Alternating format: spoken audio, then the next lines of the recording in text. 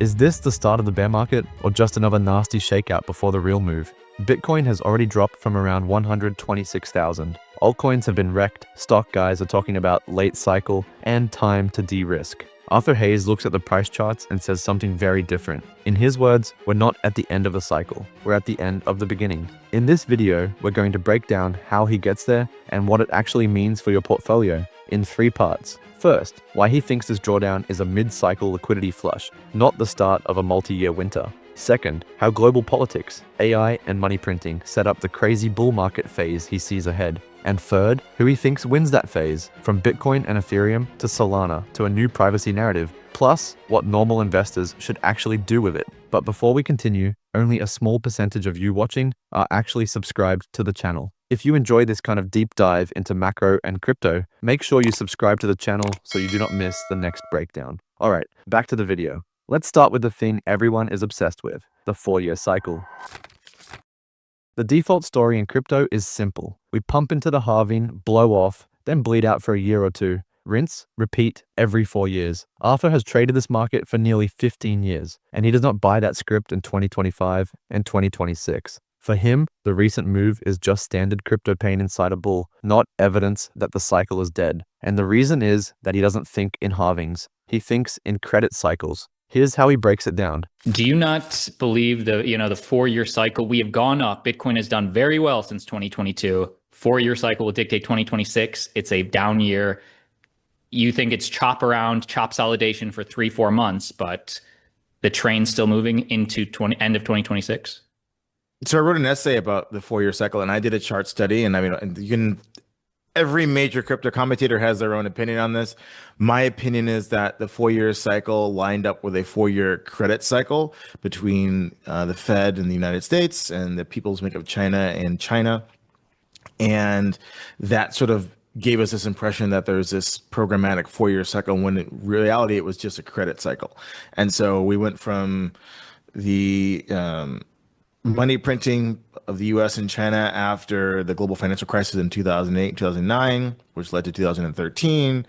Then we went into a second massive Chinese stimulus post GFC in 2015, when they reflated their housing market again.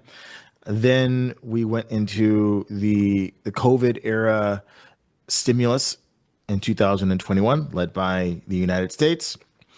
The current bull market has basically been powered by the reverse repo program, which basically is this program that had about $2.5 trillion in it. And Bad Girl Yellen, the former U.S. Treasury Secretary, engineered a way to reduce that down to zero over for about 18 months, from about September 2023 until 2025. And that was basically the catalyst that launched every single risk asset, whether that's crypto, gold, stocks, housing, whatever you want to call it, from then until now. And now we're basically in this transition period where, Team Trump and his Republican Party are going to print a ton of money to try to win an election in 2026. And the rest of the world is also printing money as well, maybe not to the same extent of the United States. So again, I just read the newspaper. And the newspaper, the politicians tell me that they're going to fight people, they're going to drop bombs, they're going to build things. Very rarely do I hear about raising taxes on a general level, other than, we're going to tax the rich people, whatever that means in your political context. But everyone else is not going to, he's going to get all these great goodies, and they're not going to pay for it. And that's literally the message from every single politician all around the world. So it's show up at the polls and vote for me, or if you're not in a democratic society, please don't get angry. Support me as your strong person, as a leader. So I don't think that we are out of this money printing phase yet. And so, yes, we've had this sort of pullback in Bitcoin because of a lull in money printing in the United States due to some technical factors, government shutdown, change of the guard at the Fed, those kind of things. But I think in 2026, we resume standard operating procedure, which is print money, and Bitcoin, crypto, stocks, real estate, everything keeps going up. What he's saying is straightforward. Those legendary crypto runs lined up with huge liquidity waves out of the US and China, post-GFC money printing, Chinese housing reflation, COVID stimulus, and this cycle, the reverse repo drain and fiscal expansion, the so-called 4-year cycle, just piggybacked on that. It only looked programmatic because the credit cycle and the halving roughly lined up. So when people say 2026 is the down year because that's what the halving model says, he's basically calling nonsense on that. The real question is not what year of the halving are we in, it's where are we in the global liquidity cycle. Right now, his answer is in a pause. There's been a lull in US money printing because of technical factors, QT, money market plumbing, political noise, and Bitcoin reacted first. A 30+% drawdown from 125 to 80 feels brutal if you are new. To someone who has watched this market for over a decade, that is par for the course inside a bull. From his perspective, that kind of move does not scream cycle top, it screams mid-cycle flush. And that sets up the next part of his thesis. If this is the end of the beginning, what does the middle actually look like?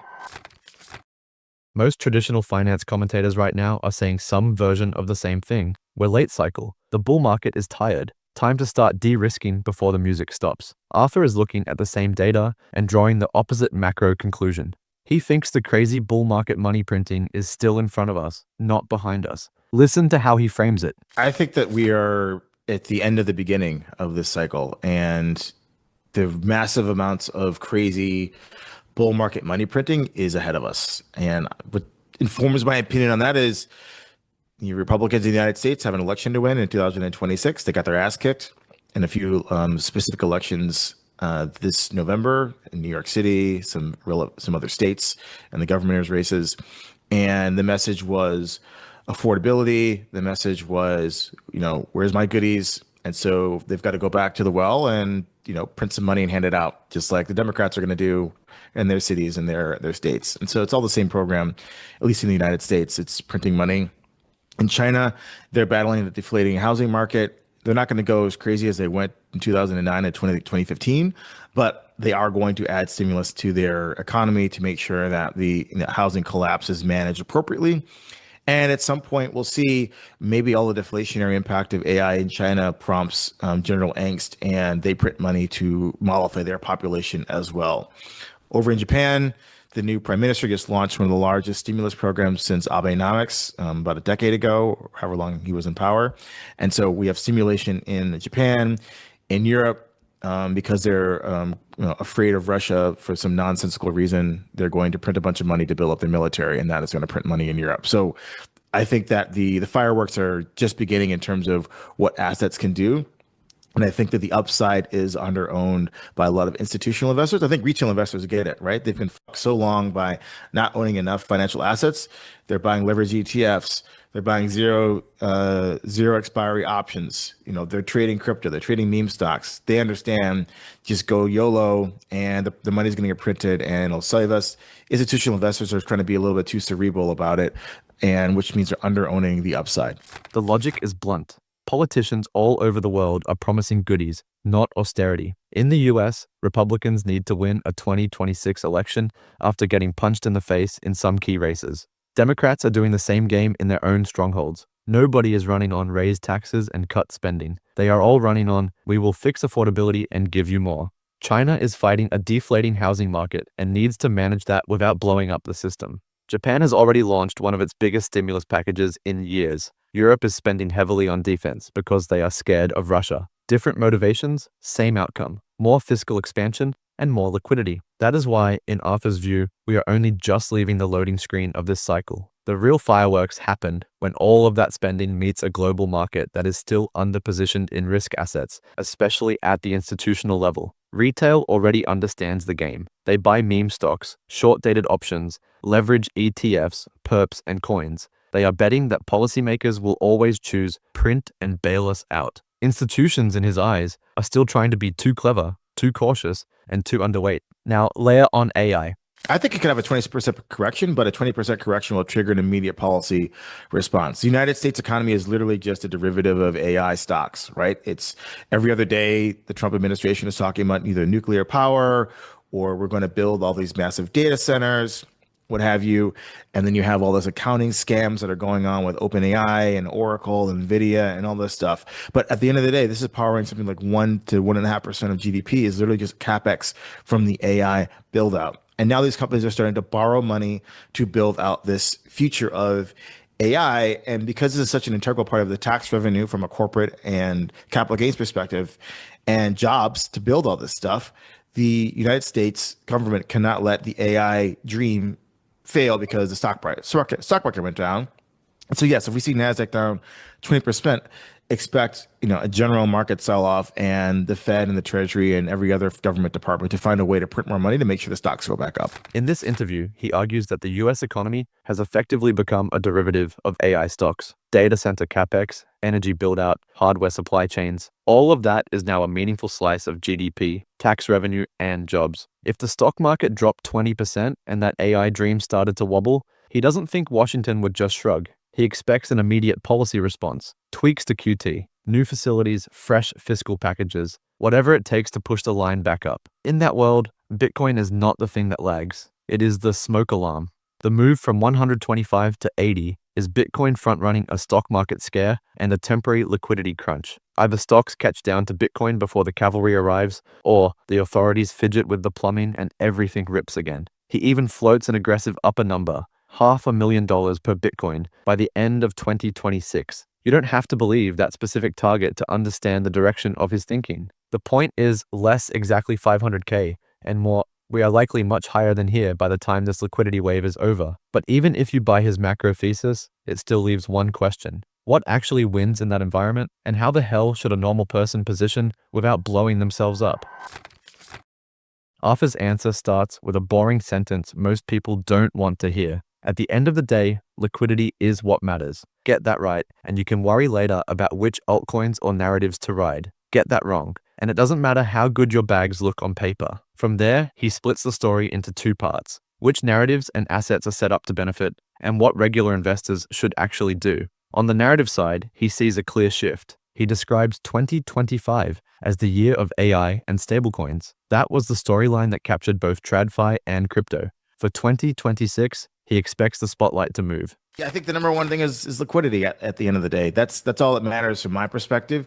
If you get that right, then obviously you can come down into the, okay, well, other than Bitcoin, what other altcoins or shitcoins should I be trading? And that gets into sort of style and what narratives are popular in 2026. I happen to think that the privacy narrative will be a big one in 2026, and this is sort of foreshadowed by the rise of Zcash over the last 2 months. It's gone up, I don't know what, 10x or 10 to 20x, depending on when you got in, from 30 to like $600. Now it's around $500 a coin. But I think this is going to be the new narrative: zero knowledge proofs, privacy, quantum resistance. Whether or not these things are actual risks to the ecosystem is not the point.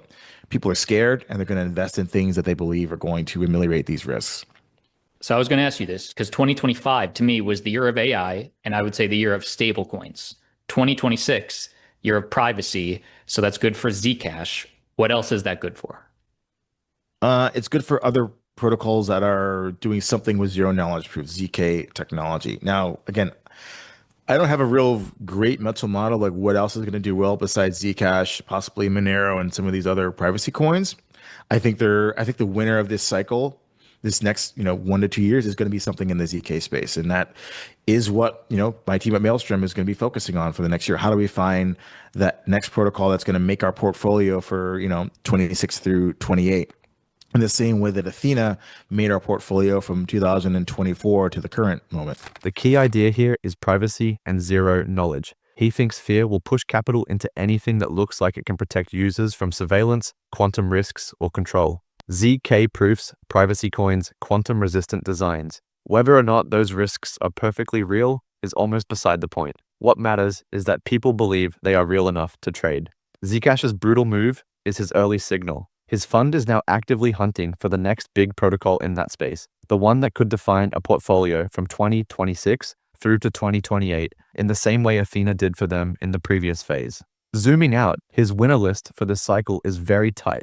Bitcoin as the main liquidity signal and hard money, Ethereum as the chain that TradFi finally embraces for Web3 and stablecoins, Solana as the second major L1, even if it still needs its next trick beyond meme coins, Zcash and the ZK/privacy sector as the likely new hot narrative, and a handful of very specific bets like Athena. Almost every other L1, in his view, is basically a zero over time. New chains like Monad will pump hard because people want to believe they've found the next Ethereum, then drop 99% because there is no real usage behind the fully diluted fantasy. But this is where he switches from billionaire trader to something closer to tough love coach. Most people watching a video like this are not professional traders. They are not sitting in front of a screen with alerts on 24/7. They are not waking up at 3 in the morning to manage a liquidation cascade. They are not getting paid to think about basis trades, perp curves, and exchange risk all day. For that audience, his advice is as simple as it gets. Buy, hold, no leverage. He draws a sharp line between people whose full-time job is trading and everyone else. If you're in the second group, you work a normal job, you invest your savings in crypto on the side, you should stop pretending you are in the first group. In that world, the playbook is boring but effective. Own Bitcoin as the core. Size Ethereum properly if you believe in the institutional Web3 and stablecoin thesis. Add Solana and a very small basket of high-conviction narratives like privacy or ZK if you really understand the risk. Then sit through the drawdowns without blowing yourself up on perps. His closing message is simple. Be patient. Just because your coin hasn't gone 100x in 2 seconds doesn't mean the bull market is over.